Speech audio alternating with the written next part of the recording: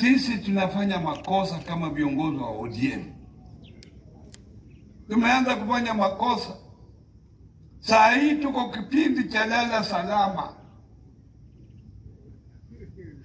Tukifika mwezi wa 8, kama maendeleo itafanyika, ngojea 2027.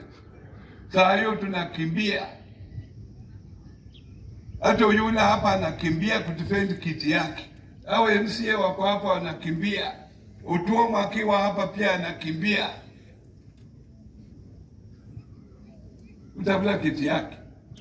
Ukisema mambo ya maendeleo saa hiyo hakuna mtu anakusikiza. Lakini kwa sababu sasa hao wengine wanasema huyu si mzuri, afukuzwe.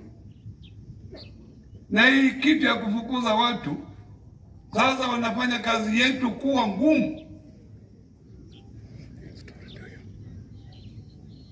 Kazi yetu ya kutafutia rais kura imekuwa ngumu. Ukienda mahali unaulizwa kwa nini fulani alifukuzwa. Hata kule kwa bunge wanafukuza wengine. Kule kwa bunge wengine wanataka kufukuzwa.